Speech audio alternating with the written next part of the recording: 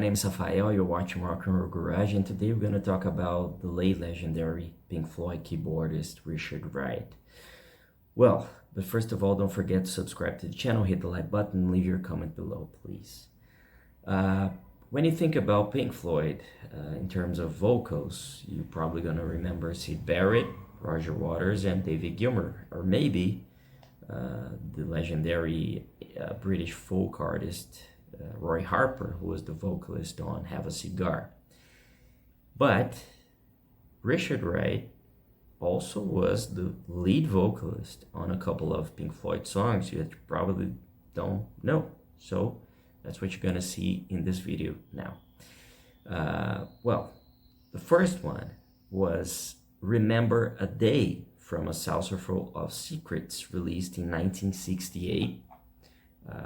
That was a really interesting album, and when Pink Floyd was still really progressive and still wasn't one of the biggest bands of all time. That only the turning point was really Dark Side of the Moon. And a really interesting thing about this track is that Nick Mason didn't play the drums in it.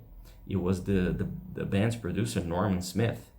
And if you want to know a little bit more about that, we made a video about tracks that Nick Mason didn't play the drums, and you're going to see it around here. And in the description, you can find also the link to this video about that. Well, the second one is also from that same album.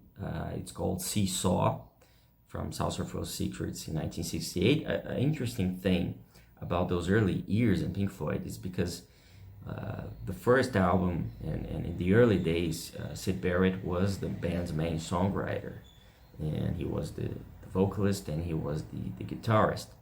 But obviously, as you probably know, sadly, his mental state deteriorated, and he was fired from the band.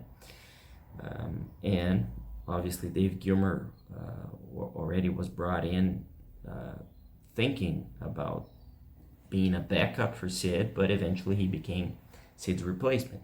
And in those early years, Roger Waters still didn't become dominant as he would become in the following years, becoming the band's main songwriter. So they kind of, all of them were encouraged to write their own songs, and they would eventually even sing their own songs.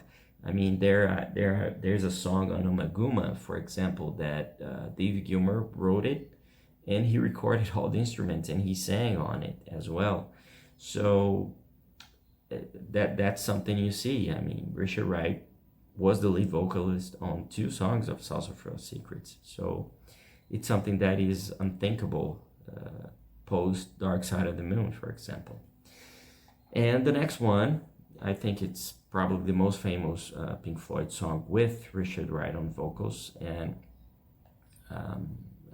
I gotta admit that for many years I thought it was David Gilmour who was singing, and at the time I didn't know that much about the band. It was the first years I had discovered the band when I was younger. And that track is Summer 68 from the underrated album. I think it's quite underrated, Atom Heart Mother, released in 1970. And it's probably the most famous one with Richard Wright on vocals. And the fourth song on the list is Stay from Obscured by Clouds, that album that was released in 1972, 1 year before Pink Floyd changed not only their career forever, but the course of music forever, I think, because Dark Side of the Moon was obviously such a fundamental album and such a huge album that it really changed their careers forever. I mean, if of course they wouldn't be as big as they are if they didn't have released the 3 follow-ups, which were Wish You Were Here, Animals, and The Wall, but they will still be as rich and as famous as they became, only with Dark Side of the Moon for sure. Besides those four, he also was the co-vocalist on many other tracks.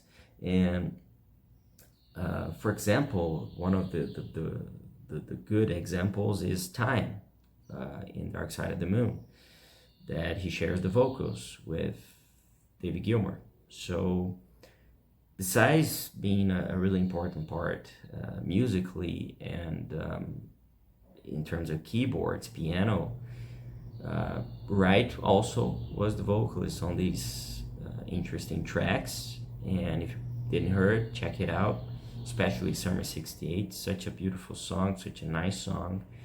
And that's it. I hope you liked the video. Don't forget to subscribe, hit the like button, and leave your comment below. And obviously, visit rockandrollgarage.com. See you later.